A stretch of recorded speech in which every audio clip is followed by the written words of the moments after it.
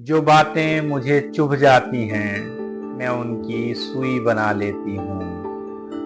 चुभी हुई बातों की सुई से मैंने टाँके हैं फूल सभी धरती पर। टाँके हैं फूल सभी धरती पर। अनामिका।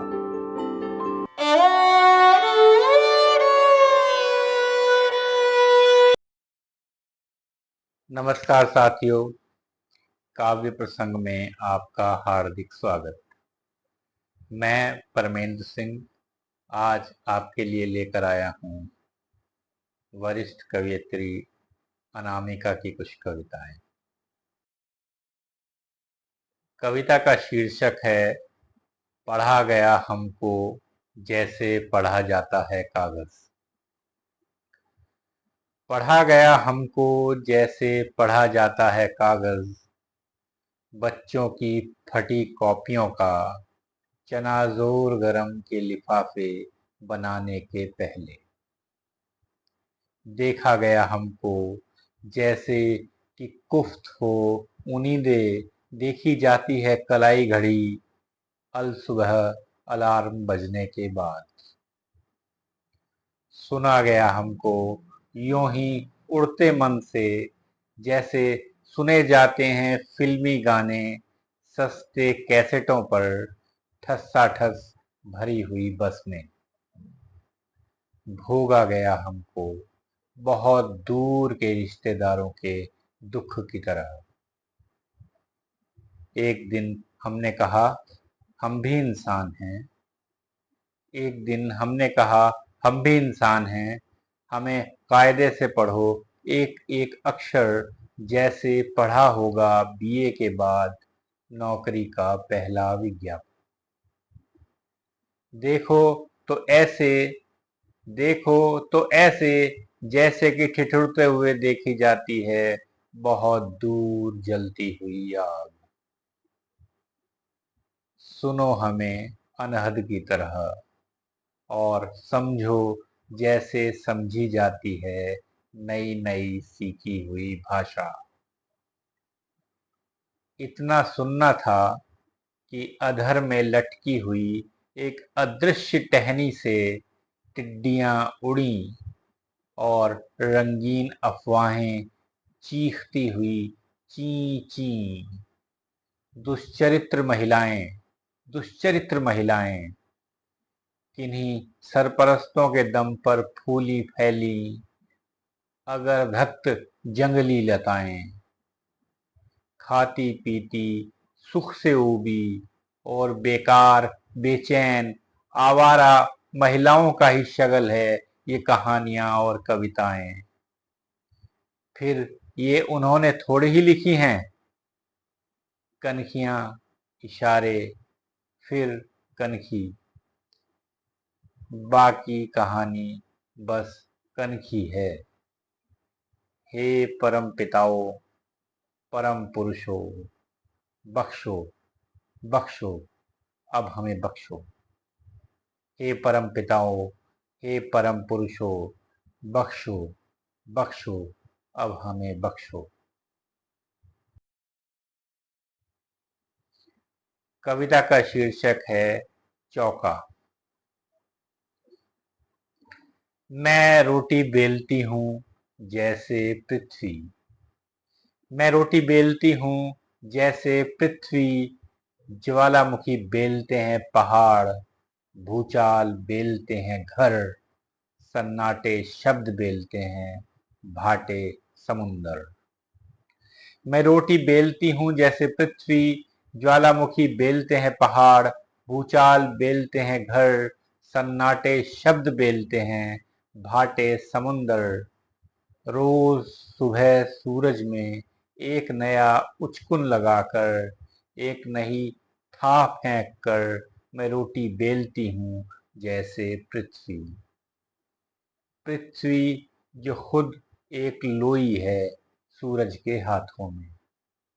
पृथ्वी जो खुद एक लोई है सूरज के हाथों में रख दी गई है पूरी की पूरी ही सामने कि लो इसे बेलो पकाओ। जैसे मधुमक्खियां अपने पंखों की छांव में पकाती हैं शहद। सारा शहर चुप है, धुल चुके हैं सारे चौकों के बर्तन, बुझ चुकी है आखिरी चूल्हे की राख भी। और मैं अपने ही वजूद की आंच के आगे औचक हड़बड़ी में खुद को ही शांति, खुद को ही गूंथती हुई बार बार खुश हूं कि रोटी बेलती हूँ जैसे पृथ्वी। खुश हूं कि रोटी बेलती हूँ जैसे पृथ्वी। आपसे निवेदन मित्रों, काव्य प्रसंग को सब्सक्राइब करें और टिप्पणी के माध्यम से हमें बताएं कि आप किन कवियों की कविताओं को सुनना चाहते हैं। इससे हमें और बेहतर होने में मदद मिलेगी। ये कविता का शीर्षक है कूड़ा बीनते बच्चे। उन्हें हमेशा जल्दी रहती है, उनके पेट में चूहे कूदते हैं और खून में दौड़ती हैं गिलहरी। उन्हें हमेशा जल्दी रहती है, उनके पेट में चूहे कूदते हैं और खून में दौड़ती है गिलहरी। बड़े बड़े डग भरते चलते हैं वे, तो उनका ढीला ढाला कुर्ता तन जाता है फूलकर उनके पीछे, जैसे कि हो पाल कश्ती का। बोरियों में टनन टनन गाती हुई रम की बोतलें उनकी झुकी पीठ की ईड़ से कभी कभी कहती हैं, कैसी हो, कैसा है मंडी का हाल। बढ़ते बढ़ते चले जाते हैं वे पाताल तक, और वहां लग्गी लगाकर बैंगन तोड़ा करने वाले बोनों के वास्ते बना देते हैं माचिस के खाली डिब्बों के छोटे छोटे कई घर। खुद तो वे कहीं नहीं रहते, पर उन्हें खूब पता है घर का मतलब। पर उन्हें खूब पता है घर का मतलब। वे देखते हैं कि अक्सर चींटे भी कूड़े के ढोंगों से पेड़ा खुरच कर ले जाते हैं अपने बिल में। वे देखते हैं कि अक्सर चींटे भी कूड़े के ढोंगों से पेड़ा खुरच कर ले जाते हैं अपने बिल में। ईश्वर अपना चश्मा पोंछता है, ईश्वर अपना चश्मा पोंछता है। इस कविता का शीर्षक है अनुवाद। लोग दूर जा रहे हैं, हर कोई हर किसी से दूर। लोग दूर जा रहे हैं और बढ़ रहा है मेरे आसपास का स्पेस। इस स्पेस का अनुवाद विस्तार नहीं, अंतरिक्ष करूंगी मैं, क्योंकि इसमें मैंने उड़न तश्तरी छोड़ रखी है। क्योंकि इसमें मैंने उड़न तश्तरी छोड़ रखी है। समय का धन्यवाद कि मेरी घड़ी बंद है। धन्यवाद खिड़की का कि ऐन उसके सींखचों के पीछे गर्भवती है चिड़िया।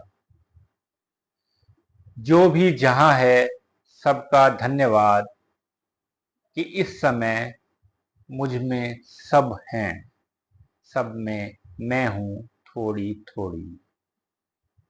भाएं भाएं बजता है हारमोनियम मेरा खाली घर। इस खाली समय में बहुत काम है। अभी मुझे घर की उतरणों का अनुवाद करना होगा जल की भाषा में। फिर जूठी प्लेटों का किसी श्वेत पुष्प की पंखुड़ियों में अनुवाद करूंगी मैं। फिर थोड़ी देर खड़ी सोचूंगी कि एक झाग भरे सिंक का क्या मैं कभी कर सकूंगी किसी राग में अनुवाद। कि एक झाग भरे सिंक का क्या मैं कभी कर सकूंगी किसी राग में अनुवाद। दरअसल इस पूरे घर का किसी दूसरी भाषा में अनुवाद चाहती हूं मैं, पर वह भाषा मुझे मिलेगी कहाँ। पर वह भाषा मुझे मिलेगी कहाँ। सिवा उस भाषा के जो मेरे बच्चे बोलते हैं। इसमें ही हो जाएगी शाम, और इस शाम का अनुवाद इतना ही करूंगी कि उठूंगी, खोल दूंगी पर्दे, अंतिम उजास की छिटकी हुई किरचियां पल भर में भर देंगी सारा का सारा स्पेस। और उसका अनुवाद अंतरिक्ष नहीं, विस्तार करूंगी मैं। केवल विस्तार, केवल विस्तार। अनामिका। शुक्रिया मित्रों, फिर मिलते हैं किसी और कवि की कुछ और कविताओं के साथ।